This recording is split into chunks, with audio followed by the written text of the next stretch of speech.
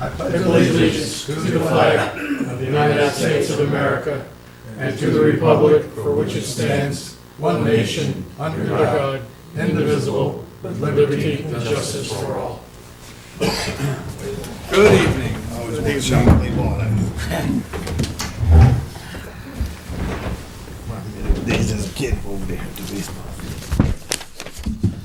This would be tonight our annual budget public hearing, at which time we're also going to present the points for the water and sewer district. Before we start that, before we start our public comment, for the benefit of the folks at home and the 2 or 3 people that are here, I just want to review the budget process. First of all, I'm not bragging. This is my 18th budget. I've done 18 budgets, and I kind of like to think I know what I'm doing.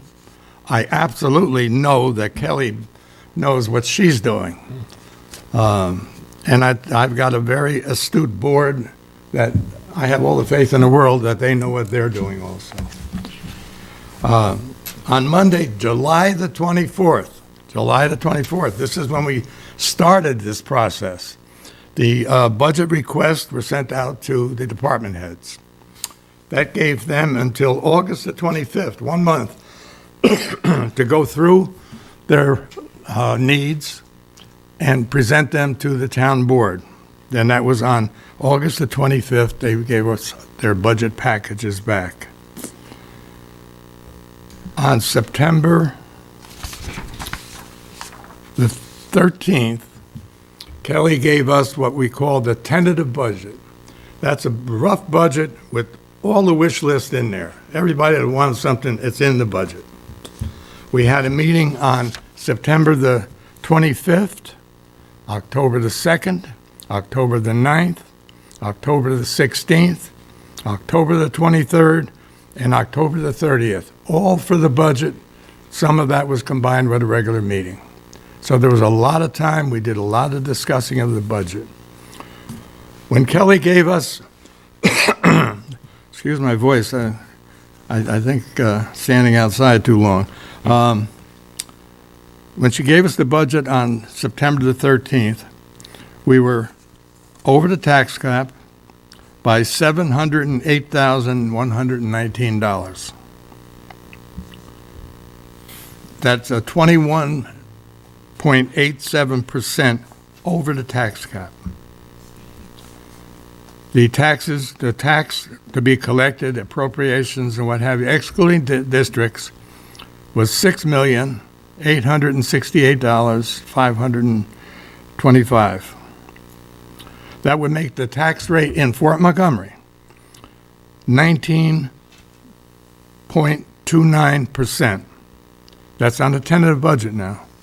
It would make the tax rate in Highland Falls 11%.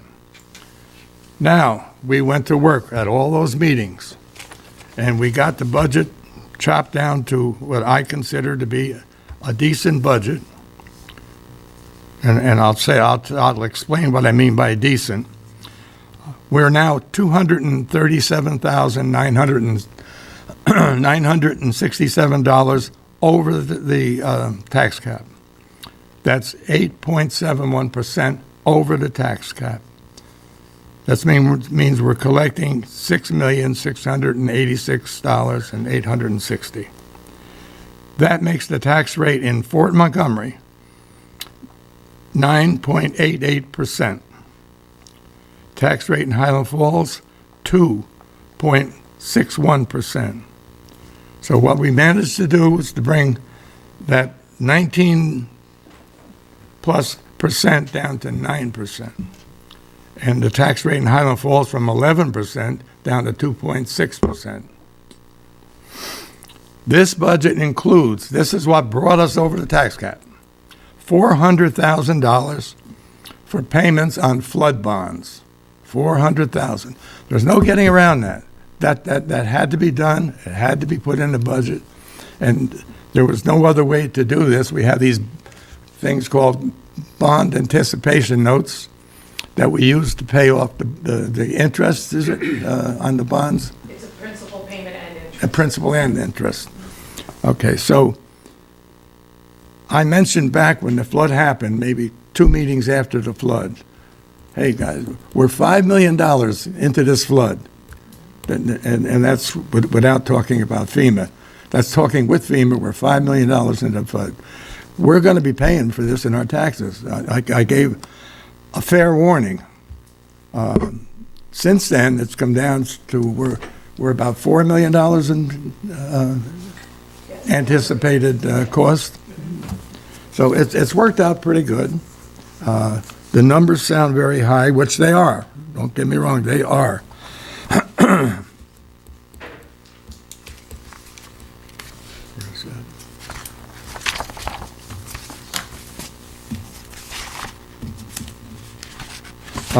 Since I'm losing my voice here, would you read the tax on $100,000 house?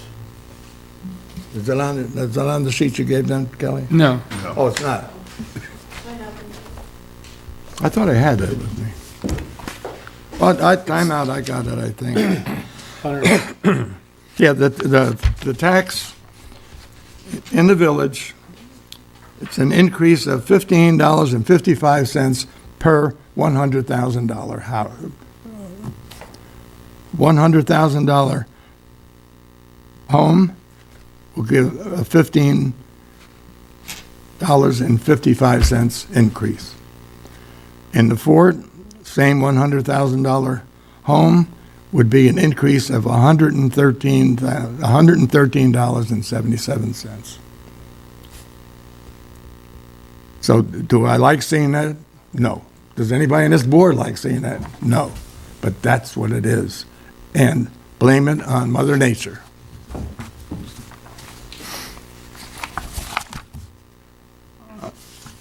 I'll ask for a motion to open the public hearing. Motion. Second. All in favor? Aye. Aye. Public hearing, general public, would you like to speak? Please, your name, address, and whatever you have to say. John Bennett, 125 Canterbury Road, Fort Montgomery, New York. Basically, I have a series of questions before I make my comment. I only have the figures that were published in the paper here. And it's, according to this, you're going into a fund where you have $2.2 million. You take $550,000 out of that to help reduce the tax rate, right? And then the other one is in a different fund. There's $80,000 being used from a stabilization fund to reduce another tax rate. So that $80,000 is a different account than the $2.2 million account. It's a tax stabilization fund. So it's it's not out of the $2.2 million. No, correct me if I'm wrong, Kelly. Yeah. Okay, my next question is, if by using $550,000 out of the $2.2 million, how much did that reduce the tax rate to get us down to 9.9? What was it? What was the increase before 9.9 that the 550 got us down to 9.9? I'll have to defer to the comptroller. I would have to go calculate it. Approximately, ballpark. Kelly knows I like ballpark. Yeah. So you're asking what, if we took the 550 out, what the tax rate would be? Yeah. Would that be what it was on September the 30th before we utilize it, or no? No, because we Okay. had some in there on September 3rd. I would have to calculate it. I'm not comfortable making a ballpark. But John, if I could anticipate a question that I think you're going to come up with, but the tax stabilization fund and this particular fund, we try to use them sparingly because we don't want to deplete them down to nothing where next year we have nothing to go to. No, I understand that. And I thought, okay, But the point I'm trying to make here is you have 2.2 million there. Again, we're just talking hypothetically because you can't give me the numbers.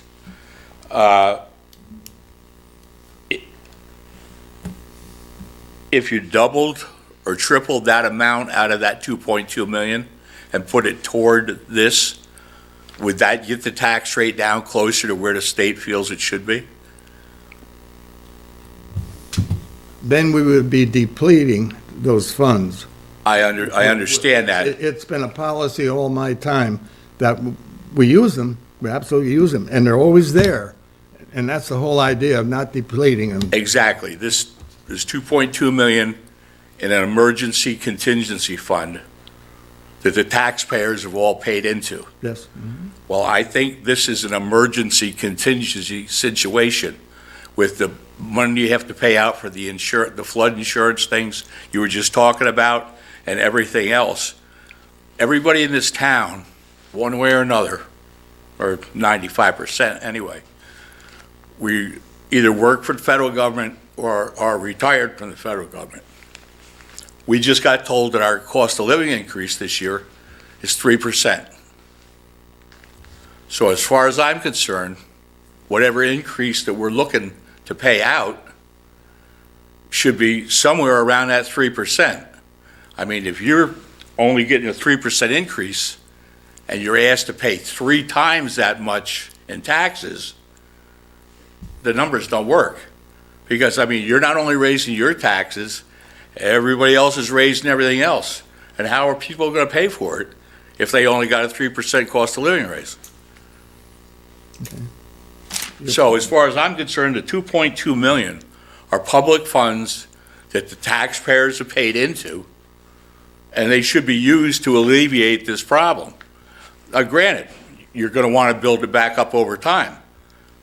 The 2.2 million was built up over time. It wasn't like in 1 year you said, okay, we're going to put 2.2 million aside. How many years do you think it took to get 2.2 million in there? Your point is well taken, John. So that's all I'm saying. It's the public's money, this is the public tax rate.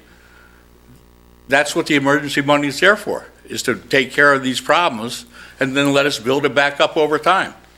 Well, John, in planning for a raining day, if something like this happens again next year, then you would be looking at a possible tax increase of 20%. Bob is trying to say, and what we're trying to do is not overly deplete that in keeping things aside for the future rainy days so you don't get slapped down with anything too excessive. Better to have it mellow over the course of time. I understand that. I just think that with 2.2 million in that fund, And I live here too. you're I mean, we're all in the same you're boat. taking only 550,000. I think you could easily double that money, get the tax rate down a little bit, and then everybody's happier. And John, from you the- mentioned we could, through the years, we could build it up. Our bonds that we had to take out because of the storm, will take at least 10 years to pay up. At least. I understand. So as far as having extra money to build that up, it's not going to be there.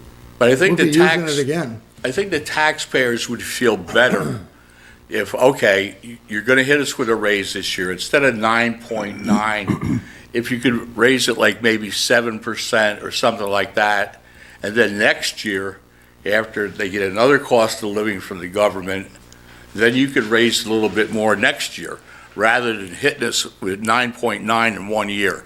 That's all I'm saying. Okay, understood. And the other thing I don't understand, we were discussing it before you came in, I don't understand why the budget isn't up for a public vote like the school budget is. Because it just isn't. Not just our budget, not just our budget. No. Yeah, so, anyway, I think maybe that should be changed, but that's my 2 cents, Thank you, okay? John. Thank you, John. Thank you, John. Anything? Merv, anything? I'll ask for a motion to close the public hearing. Motion. Second. All in favor? Aye. Aye. All right, thank you.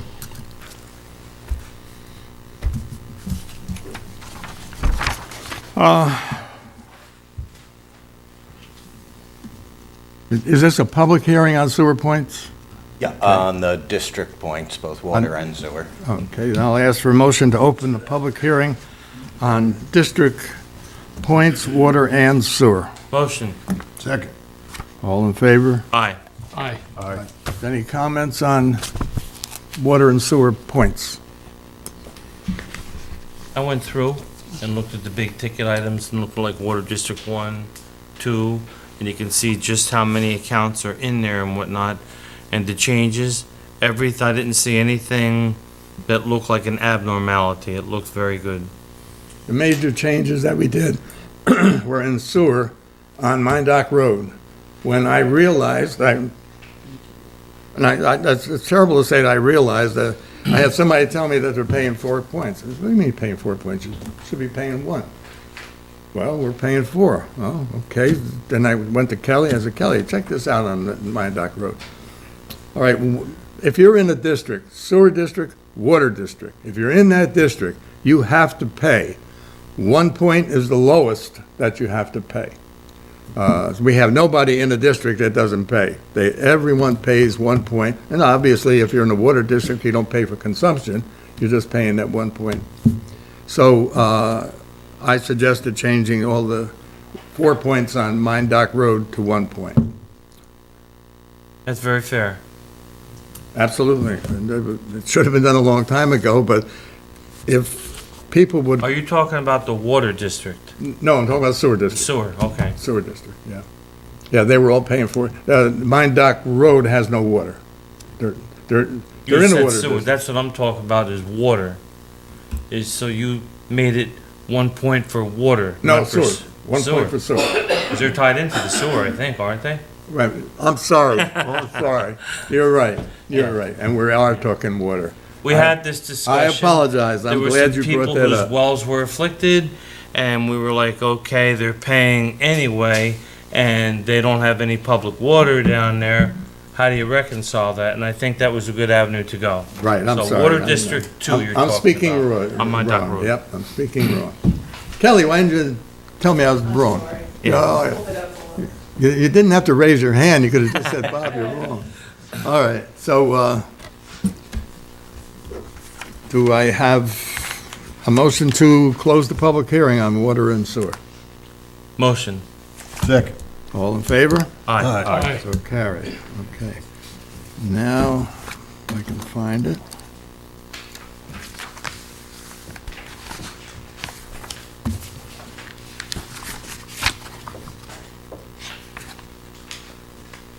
Justin, since I can't find your resolutions, which I don't know why I don't have them, Kelly gave them to me. You want? Will you hand those to the supervisor? God damn it, where are they? Okay, I got them, you can. Have them back. I have a resolution for the final adoption of special district assessments, roles, and benefit formulas for the year 2024.